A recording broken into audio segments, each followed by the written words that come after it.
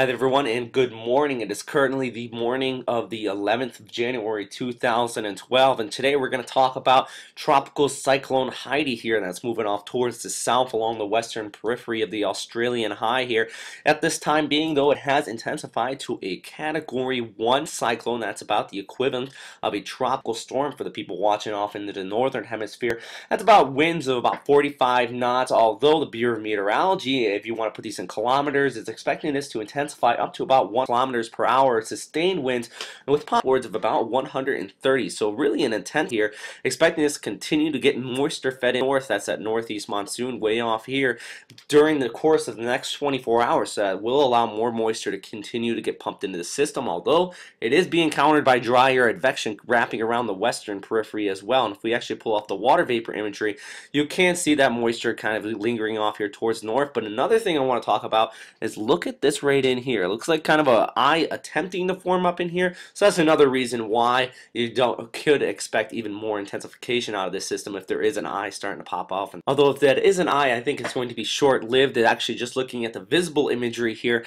you can see that it is about to make landfall here in the next 12 to 24 hours. This is center of circulation right in there, and with that, that would be a complete disruption of it. But it just does show that there is continuing to be moisture fed in from the north out of this system, and also at this time being, though, it is under some relatively low vertical wind shear. See, that's about 10 to 15 knots. Well, that's actually fairly decent for development farther down towards the south. You're starting to get in more into the westerlies.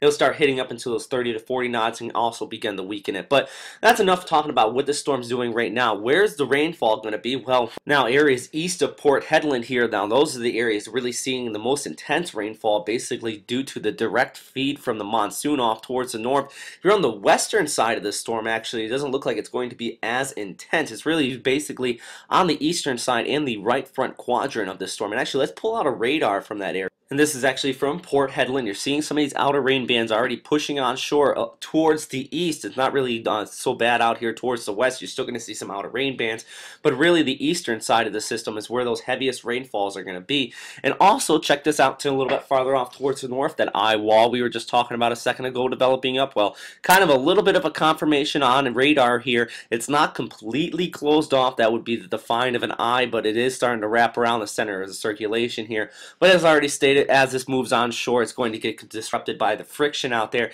and overall begin the weekend. So with that being said, the storm is not one to take lightly. Heavy flooding can be expected farther off here towards the east, especially in some of these low-lying areas. In the areas that are relatively dry in the entire region, there is potential for some flash flooding and landslides. And also basically directly over Port Hedland, you have gale warnings in place. That's what these areas in orange are indicating. That means winds above 35 knots and a little bit higher than that. Expecting those winds actually, as I stated earlier, and if you want to put this in kilometers, gusting up to 130 kilometers. So going to be a very windy day out here for the next couple days.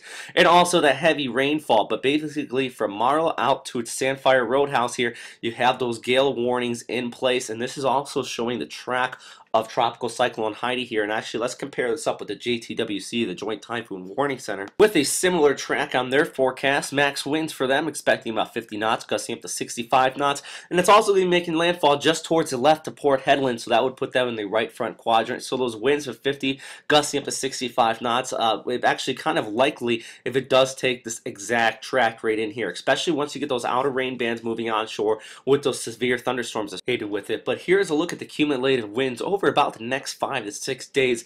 And all these areas in blue, well, that's actually indicating where those gale force winds are being indicated by the GFS model outlook. Both of the agencies kind of matching up with this. That's why I think this map's kind of useful. Just showing over Port Hedland, you are going to see those winds above 35 knots. But that is all for right now, everybody. Thanks again for watching here. I do want to note to everybody out here, please stay safe. It is a little bit here since we are expecting landfall by this afternoon in the evening hours for people towards the right of the system to kind of go out and get supplies and kind of stock up. But really, this storm is not going to be expected to do any structural damage out here. So definitely a day just to stay inside and ride the system out as it passes over your location if you're anywhere off here in northwestern Australia. So stay safe out there, everybody. Please stay inside. And actually, that's another thing.